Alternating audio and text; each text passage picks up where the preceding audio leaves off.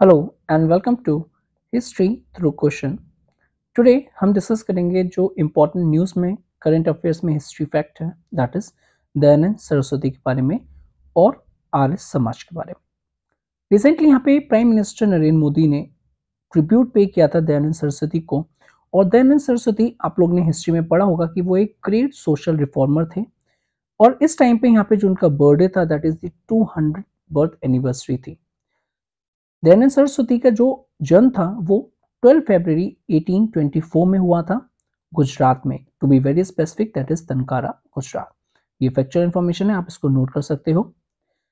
इनका जो earlier name था दैट इज मूल शंकर तिवारी, और उसके बाद इन्होंने नेम चेंज किया था। अब हम इंडियन फिलोसफर के अकॉर्डिंगली अगर हम देखें तो दयानंद सरस्वती को एक ग्रेट इंडियन फिलोसफर माना जाता है, साथ ही साथ सोशल लीडर माना जाता है, बिकॉज सोसाइटी में वो यहाँ पे काफी चेंज लाने की बात कर रहे थे, दैट इज रिफॉर्म लाने की बात कर रहे थे। और साथ ही साथ यहाँ पे फाउंडर माना जाता है उनको आर्य समाज का, और उन्होंने फाउंड भी किया था आर्य समाज। इनकी आइडियोलॉजी की अगर हम बात करें तो वो वेदास को काफी एम्फसाइज करते थे। दैट मीन्स उनका ये कहना था कि जो भी चीज, जो भी आंसर्स आपको चाहिए वो वेदास में ऑलरेडी लिखे हुए हैं।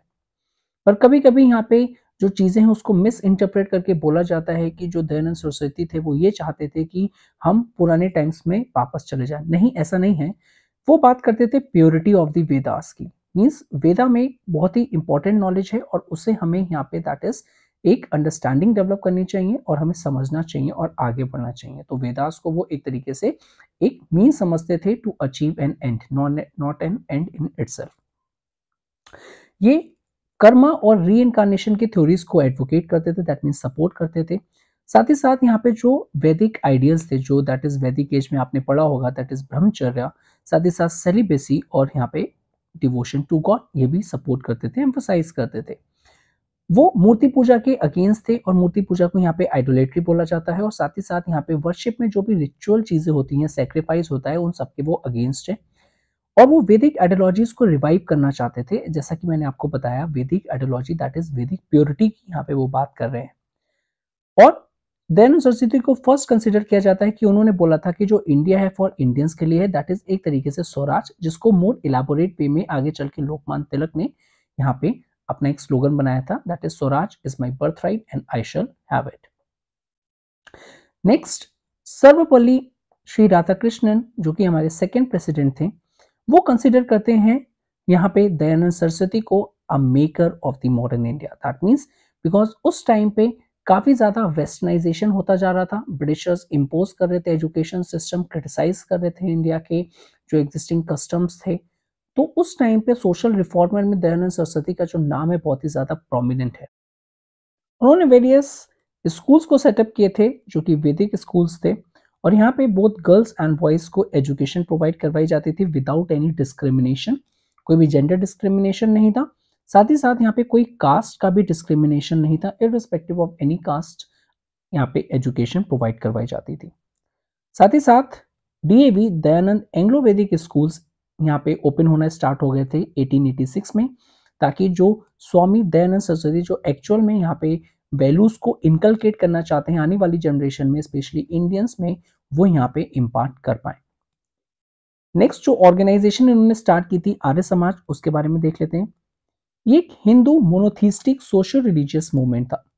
उस टाइम पे वेरियस सोशल रिलीजियस मूवमेंट आए थे जिसमें आर्य समाज एक प्रोमिनेंट था। ऑब्वियसली इसको स्टैब्लिश करने किया है दयानंद सरस्वती ने इन द ईयर 1875 में। तो ये कुछ फैक्चुअल इंफॉर्मेशन हो जाती हैं। और जो मेन इसका हेडक्वार्टर था, एक तरीके से बोल सकते हैं, तो वो बॉम्बे था। साथ ही साथ ये जो आर्य समाज है ये अपोज करता था सनातन धर्म, जैसे मैंने अभी आपको बताया कि जो आइडोलेट्री अगेंस्ट था, वर्शिप ऑफ आइडल्स नहीं माना जाता था, कोई भी rituals, animal sacrifices, caste upon birth, that is जो यहाँ पे कास्ट सिस्टम था, अनटचेबिलिटी जो थी, इसीलिए यहाँ पे सारे कास्ट के जो स्टूडेंट्स थे, बच्चे थे, उनको अलाउ किया गया education and all. Child marriages, pilgrimages, priestly craft and temple offerings, ये सारी चीजें अपोज करते थे, दैट इज आर्य समाज। और साथ ही साथ जो भी अटैच होता था आर्य समाज में, तो वो इस आइडियोलॉजी को अडॉप्ट करता था। और वो यहाँ पे एक्सेप्ट करते थे कि जो वेदास हैं वो सुप्रीम है, और जो डॉक्ट्रिन्स हैं जो कि कर्मा और री इनकारनेशन के, उसको भी सपोर्ट करते थे।